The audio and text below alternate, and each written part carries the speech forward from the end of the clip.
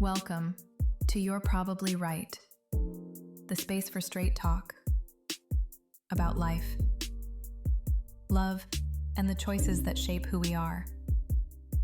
No filters, no fluff, and no pretending it's easy. Just real stories, honest questions, and maybe the truth you didn't know you needed. Got something on your mind? Email us at yprpodcast@gmail.com.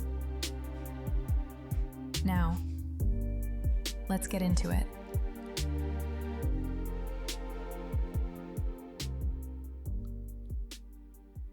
All right, here we go. How you doing, y'all? This is MCM, and you are listening to You're Probably Right podcast. We are getting through to the end here. Now, this one is going to be a lot like the first one, I would say. 15 signs your partner doesn't actually love you. Now, again, it's just for entertainment purposes only. So, sorry, I had to burp. I'm drinking water as usual. Remember, you can't just take one of these signs and say, oh, well, you don't love me and everything else is fine. Come on. And not to mention, you should always think about trying to work things out before calling an end to anything. You know what I mean? Because you might be right where you want to, and you just need to fix some stuff. I mean, nothing is perfect. No relationship is 100% perfect. Somebody always has something going on, right? Anyhow, just listen to this too. I just want you to know where we This come is from. You're Probably Right. Entertainment first. Everything else is just bonus. Opinions, all ours. Sometimes backed by research, but never the final word. There are always exceptions, so take it with a grain of salt and a slight dusting of chili powder. I don't know if I should take that chili powder out of there. Silly powder. That's funny. No, we're going to leave it right where it is. Okay. So I'm going to get right into it. This is part three. Okay. Welcome back. In part 2 of the series, we talked about signs 6 through 10 that your partner might not truly love you. Things like constant criticism, emotional distance, all those different little funny things that happen in relationships. If you haven't heard part 2 yet, I encourage you to pause and go back and check that out before you come over here. You're ahead of the game. Thanks for coming out. Remember to subscribe, follow, share, and anything else you can do to help us out, please. I would really, really, really appreciate it. But if you don't, you don't. Hopefully you learn something anyway, or at least maybe give you a couple chuckles at least. You know what I mean? All right. So number 11. There we go. Because this one's going to be a little bit long. Hold on. Sorry guys. We're going to have to deal with that little banging in the background. So hopefully you're not hearing it too much as I am anyway. All right. So, number 11, if they tell you to your face they don't like you. This one is a blunt red flag. If your partner actually looks in your eyes and says, I don't like you, that's not love, it's contempt. They might say, I love you, but I don't like you. And I wouldn't believe it, guys. And if they love you, then it's like, what type of love do you have for me if you don't even like me? Maybe they don't like the things you do, like the way they don't like the way you look. There's a lot of stuff that they might not like about you, but they don't like you. It's pretty rough. Researchers like John Gottman have shown that contempt, open disgust, or disdain for your partner is one of the single strongest predictors of a divorce, separation, end of the relationship. In other words, when someone you're supposed to care about, begins to show you outright contempt, for example, by telling you that they find you pathetic or mocking you during arguments, the relationship is in serious trouble. For instance, imagine asking, how was your day? And your partner sneers, why would you care? Or, I don't even like you. Or, picture them complaining, honestly, sometimes I just can't stand being around you. Those comments aren't just casual sarcasm. You know that, right? They're expressions of actual disgust. So I know some of you out there have actually heard these things in your relationships, and he's just being a clown. As many of us have learned, there's always a little truth even in a joke, even if it's a crappy, snide little whatever kind of a joke. Don't take that as a joke. Certain things should not be said. Period. Find another joke. There's so many jokes, so many comedians because there's so many jokes. There's so many other things that somebody could say to you, but those things, nah, can't work. Okay, so what it looks like. They spit out hurtful comments like, "You're annoying," or "I'd be happier without you." They might name call, roll their eyes, throw insulting, sarcastic remarks your way. Their excuse. They might say, "I was just kidding. Can't you take a joke?" Or "I was angry. I didn't mean it."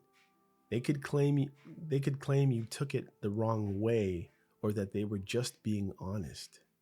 How it feels? Obviously terrible. You feel humiliated, hurt, worthless. Hearing "I don't like you" makes you question your self-worth and trust in the relationship. It feels like your partner actually despises you. It hurts. But this is a reality check, though. Nobody deserves to be on the receiving end of someone else's outright disgust. If your partner is telling you to your face that they don't even like you, it's proof that respect and affection are gone. You might need to step back. Kick him in the ass. No. You might need to step back, set firm boundaries, or even consider walking away. You deserve someone who speaks to you with kindness, not contempt. Now, I'm not telling you to break up your marriage, but you guys definitely need to you need to talk to that person, and you guys probably need to talk to somebody else to help you figure out what's going on and why this person believes that it's okay to talk to you that way. And not to mention, once they figure out why they have been, what's it going to take and what are they going to have to do with themselves to stop talking to you that way? Because it's not right. It's not fair. There's nothing good about it. There's nothing godly about it. There's nothing nice or moral about it. There's nothing positive about it at all. Just want to get that clear. Okay. And it's not a joke. When people's feelings are involved like that, no. 12. If they say or do things you didn't ask for just to intentionally hurt you. And the reason why I slipped that little part in there, because sometimes people will spank me or like choke me or like, you know what I mean? Like the little weird things. I just decided to, play on all sides of what that could be. This is a sneaky form of emotional abuse. If your partner does or says things, hurtful things you didn't even request, it usually means they're trying to wound you on purpose. Psychologists note that people who deliberately hurt those close to them often have deep-seated issues like insecurity or a need for power. For example, your partner might criticize or embarrass you just to establish dominance.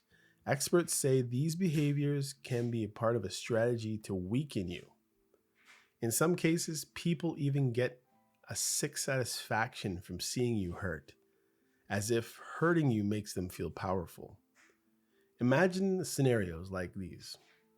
You tell your partner about a mistake you made at work, and they deliberately broadcast it to your boss or laugh at you instead of helping you. Or you planned a small surprise for them, and instead of appreciating it, they mock you or refuse to acknowledge it. Maybe they give you a gift they know makes you upset, or they go out of their way to bring up the old sore spot in front of friends, embarrassing you. These actions weren't innocent. They were calculated to make you feel bad. What it looks like: unasked for insults or pranks aimed at you, like falsely accusing you of something, or a cruel joke that land or doing something you mentioned in confidence and then they betray it.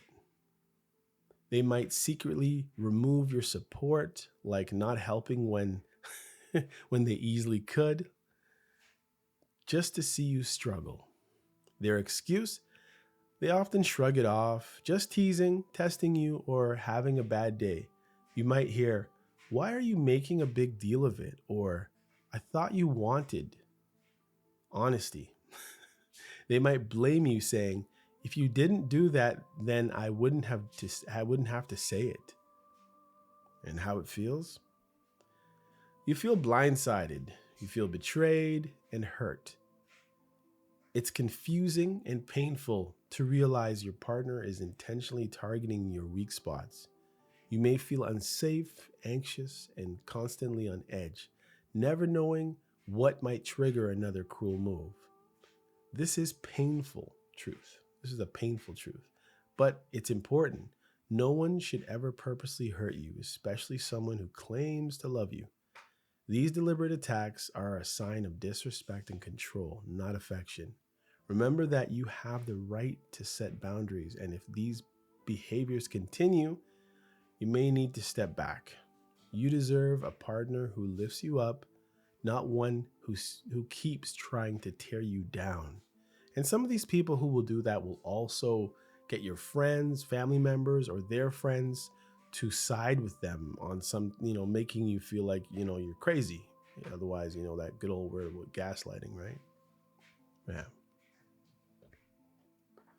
When they constantly bring up their exes. Okay, hold on. I'm going to pause this. I got to stop it. I got a dryer going on in the background. I think it's coming through on this thing. Hold on. All right, I got it.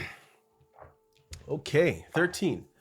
When they constantly bring up their ex. That's a big one. It's a big one. Big one. Hearing about your partner's ex all the time is a sure sign that they're not over them. Everyone has a past relationship, in most cases, right? But there's a big difference between mentioning an ex occasionally and constantly referring or referencing them. Therapists note that if your partner keeps comparing you to their ex or praising an ex's qualities, it often means the past is still very much on their mind.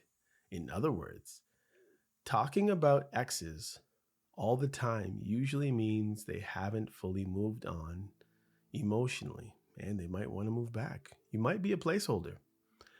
So you really need to think about it. Think of examples. Let's see. Perhaps your partner keeps saying things like, "My ex was so great at parties. I wish you were that fun." Or, "We used to travel all the time. I bet we could never afford that together now, me and you."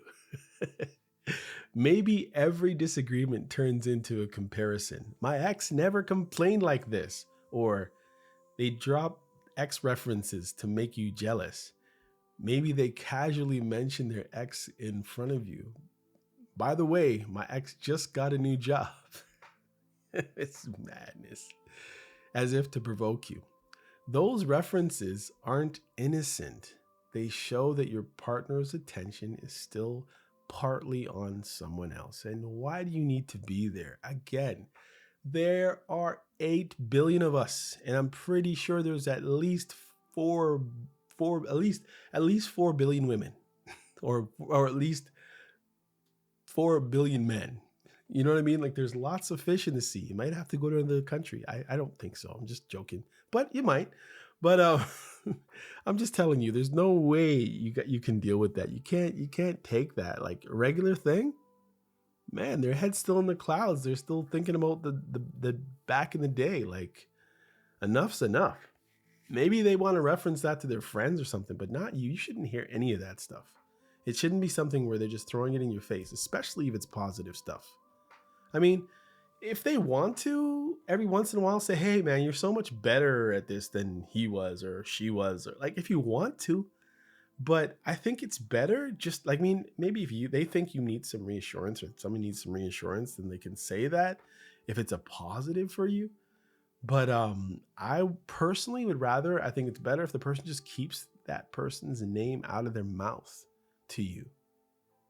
And if they're digging back and if they need to go back in front of other people, so they come back with you know what? They're always talking about their ex when they're with me. Does she talk? Like, you know what I mean? Like, past should be the past. Let it go. So what it looks like. Frequent exes in conversations. They bring up their ex's name, recount stories about my ex, or constantly compare things you do or don't do to what their ex did. They might idolize the ex or talk about them in flattering terms, or use the ex as a threat or maybe as a measuring stick. If you can't be this, at least like this person, nah, can't work. My ex would never put up with this. You might even notice old photos around or hear about ongoing contact. Yeah, they got like ex's pictures on your kitchen table or on the wall. Trust me, it can happen. It might be an issue for you and it might not be an issue for them. Photos lying around all over the place, photo books. And I'm not getting rid of pictures. Evil people do that and all kinds of nonsense. It's like, no, you still want that in your life. Or the excuse, here's a good one. It's my child's mother. It's my child's father. And then they need a huge 8x7 in the hallway at your house together. Or hearing about ongoing contact. Drop the kids off and get your tail out of there. You shouldn't be all fraternizing. I mean, you guys want to be all friendly, all three of you together? Go ahead, but I wouldn't advise it. I wouldn't advise you to be in a relationship like that at all, because they've been to places that you might even not even have been yet, and they could always go back if something goes left with you guys. You never know. Their excuse. They say, "I'm just being honest," or "Why do you have a problem with it?" or "It's part of my history. It's part of me." That might claim you're insecure or jealous. Gas, gas, gas, light it. Or they might insist, "I'm just sharing stories from my past." Or, "You should know I was with them for years. It's only natural." I know if none of these other 15, somebody's ticked off with me right now. 100%. And I don't care. How it feels. Inadequate and annoying. You feel like you're competing with ghosts. You can't compete. You can't walk through walls. You can't live in somebody's mind. You're an actual person. Do you understand? Like, even some of the memories will start, kind of like folklore about how. Okay, I want to say something. Let me read the end of this part first. It says, "It can breed jealousy, insecurity, like you're never good enough. It also feels disrespectful because no matter what you do, part of their head and heart is stuck in someone else's memory." And what I was going to say is those memories tend to turn into fish stories sometimes. Like there was a story, and if you know baseball a little bit, or if you know who Bo Jackson is, anyway, he was a really amazing athlete. He was a football player and a baseball player. And someone once said that in waist-high water, now remember going in the water, going swimming, guys. They said in waist-high water, the water is at his waist, Bo was so strong that he could jump up, do a somersault out of the water and back in. Do you know how hard that is? How hard that is? And when they asked if he could really do it, he said no. In other words, and this was just something that they said they remember him doing or whatever it is. The point is, the memory of someone, if it was a positive thing, is always going to usually be embellished in our memories. Something's going to always be better than it actually was. Your old bedroom was always bigger than you remember it. And, and all, that's just how life goes. So bringing it up in mixed company or with you, not a nice thing at all. It's hard not to feel hurt hearing about an ex all the time, but take heart. If they really cared about you, they would focus on your relationship and not the past. You deserve someone who is excited about the present with you, the future with you, and not stuck in the past. Tell them, let it go, or go back if they can. No, that's not up to you. But the bottom line is you don't need that. It's not nice. It's totally unnecessary, uncalled for. We don't need to hear about commentary from your past. Nobody does. 14. When they tell you there are things they won't do for you, even though doing them doesn't hurt or affect them at all. Okay. A healthy relationship involves give and take, even in small everyday ways. If your partner refuses simple requests that cost them absolutely nothing, that's a sign of disrespect. For instance, they might flat out tell you, I won't attend your family dinner, or I'm not going to meet your friends, or even though showing up wouldn't inconvenience them in the least. In effect, they're shifting all their efforts onto you. Some counselors even call this weaponizing incompetence. One partner pretends certain tasks are too hard to do just to force you to handle them yourself. For example, maybe you ask them to pick up your keys on their way out and they say no, do it yourself, without a good reason. Or you talk about planning a date together and they respond, I don't want to, even though they're free and able to go. They might point blank refuse to do little things like run an errand or help out with a household chore, that they're fully capable and won't cost them anything. These refusals aren't about fairness. They're about control, what it looks like. They give a hard no to easy favors. I won't drive you 5 minutes even though I'm not busy, or refuse small acts of support. I won't meet your parents, or I'm not going to help plan that party. They may use petulant excuses or just say that that's not my responsibility. It's not my responsibility to make you feel seen. It's not my responsibility to make you feel comfortable. It's not my responsibility to boast your confidence. Over time, you end up doing almost everything. They're excuses. You'll hear things like, I don't want to, or that's your problem. Maybe they'll say that's not a me problem, it's a you problem. That's your problem, not mine. Why should I have to? They might claim to be overwhelmed. Sorry, I'm too stressed. While you notice they're actually, they have lots of free time and they're chilling. Sometimes they blame you, saying things like, if you cared about me, you'd know to do this already. How it feels. Frustrating and unfair. You feel like you're the only one trying. It can make you feel resentful, exhausted, unappreciated. And this is a lot of time where cheating comes into people's relationships. You may end up doing all the work or caretaking and wondering why your partner won't pitch in at all. This is, this one thing, or this one stings really. Remember, real love means helping each other without keeping score. If your partner refuses even simple, harmless requests, they're clearly not willing to meet you halfway. It's healthy to set boundaries. Don't let yourself carry the whole relationship on your own. You deserve a partner who is eager to support you, not someone who makes you beg for help. All right, 15. When you feel justifiably that they only tolerate you because of one attribute you have, and without that, they wouldn't be with you. Now, it could be anything, right? An attribute. It could be big breasts. It could be strong muscles. It could be lots of money. It could be beauty. It could be a flashy car, a big house, intelligence. It could be anything. There's like, if you didn't have this, it could be your skin color. It could be, if you were this or that, like there could be so many different things that a person would be like, well, if you were like that, I wouldn't want to be with you. Just an attribute. You're still you, but it's just an attribute.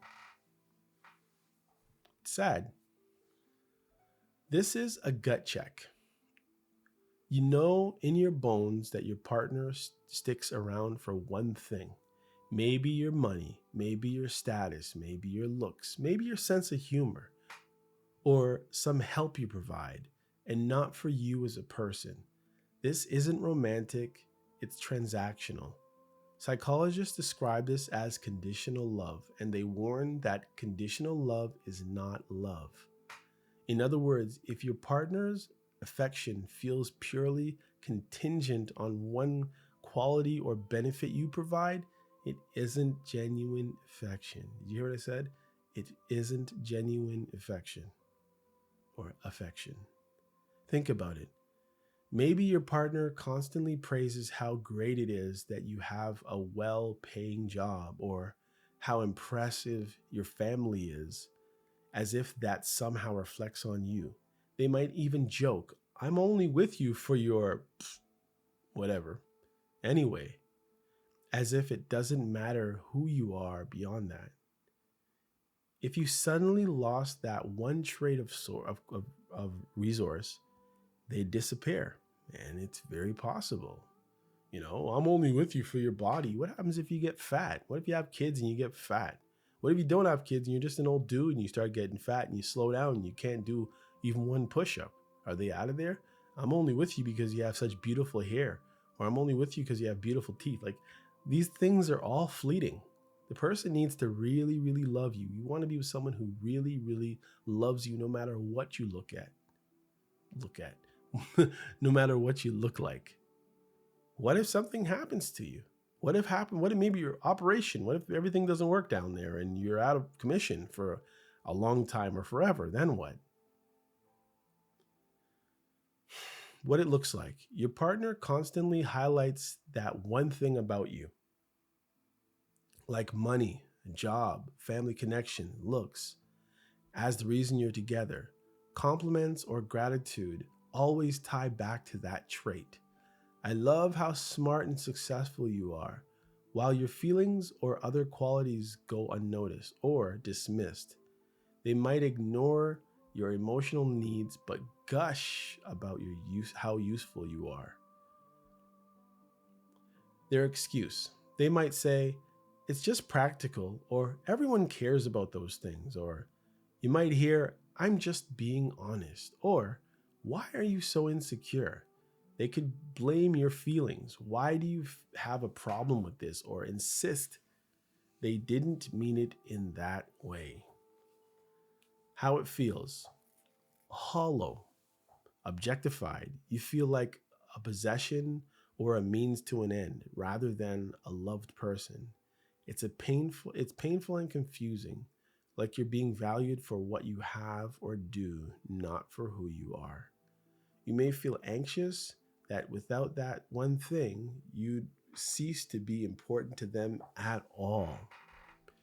This is tough to face, but remember, real love values the whole person. You deserve someone who loves all of you, quirks and flaws included, not just what you provide. If love feels like it's being given or withheld based on your achievement or attributes, that relationship is built on very, very, very shaky ground. Hold on to yourself. Seek the kind of love that sees you, not just a single thing you have or do. Anyhow, guys, that wraps up our 3-part series, I guess we can call it, exploring the 15 warning signs that your partner might not truly love you. We covered everything from outright contempt, intentional hurt, to constant comparisons with your ex, to, grudging refusals of even minor things. Hearing these truths can sting, but knowledge is power. If you've noticed several of these patterns in your relationship, take it seriously. You deserve respect, kindness, and genuine love, not a laundry list of excuses of hurtful behavior. Remember, it's not your fault if your partner can't or won't treat you with love you deserve. None of us should settle for relationships where our feelings are ignored, where we feel valued only for what we provide. The good news is that awareness gives you a choice. You can set healthy boundaries, seek support from friends or a counselor maybe, or even walk away from a relationship that isn't meeting your needs. You have worth beyond any single attribute or flaw. And remember, for me, I say marriage is different. If you actually decide to enter into a marriage and these things that you're living with, I say you can talk to your spouse, but you shouldn't be leaving for most of the things here. Like nobody's getting hit or kicked, thrown down to the ground. Like these are things that you unfortunately signed up for one way or the other. But I would say talk about them, talk them out, seek help for them, but don't just throw away a marriage. It's different than just a dating situation, of course, right? Stay true to yourself and trust your instincts. Healthy love involves mutual effort, care, and respect. The kind of partnership where both people feel seen and valued. You deserve that kind of love. Thank you for listening, y'all. Throughout this whole series, I really appreciate it. Take care of yourself, and remember, recognizing these signs is the first step towards finding the genuine love and relationship you truly deserve. All right, guys. Hopefully you liked all this. These last two were pretty short. I wish I could have done it all at one. Well, it was kind of one sitting. So I guess I can't really complain. I'm just happy I got through. Hopefully some of this stuff is useful for you one way or the other. Again, around here, entertainment is and time spent with you is paramount. Everything else is afterwards. So if you didn't really learn anything, it's okay. Thanks for hanging out. It was something to listen to while you cut your nails or cut the grass or wash the dishes, or you were bored and you couldn't fall asleep, or whatever the case is. Maybe it's a long drive you're on, or maybe you're working out, whatever you're doing. Anyway, thanks for tuning in. Please, please, please, if you're going to like the podcast, or if you actually like the podcast, better yet, please rate it. If you can, share it. Anything you do can help. And that's all I have to say. Thanks, and I'll see you next time. Remember, you can email us at You're Probably Right. Well, not You're Probably Right. You can email us at yprpodcast@gmail.com. And yeah, I'm on Facebook. I have the Instagram and X, but I'm not really using those at all. I have the page. Unfortunately, my Facebook page, there's a lot of bots. The names that people say they followed you or liked your page is crazy. Anyhow, take care of yourself and take care of each other. Peace out.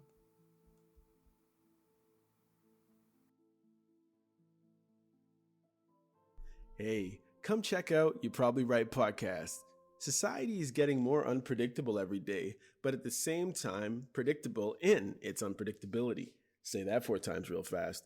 Come with me as I attempt to find clarity in all the fog while staying way outside the box and kicking the box way down the road with my size 12 docs. I use the Bible, experience, education, fortune, misfortune, life's lessons, life's mistakes to sort through all the mess. I talk about news, God, God, self-help, sports, sickness, health, music, parenting, love, humbleness, hurt, pain, joy, and all the things that might make you say, I never thought of it that way. Hopefully, anyway. Also, I take a stab at answering tough and not so tough questions, and all the while understand that, listen, sometimes you end up in the hot seat and there's no thermostat. Well, that's how it is here. And because there's no topic, very few topics off the table, Torontonians will understand that Doug Ford reference there. Hopefully the podcast will be helpful and uplifting. And hey, maybe you'll find your own private Idaho here somewhere. Hope to see you soon.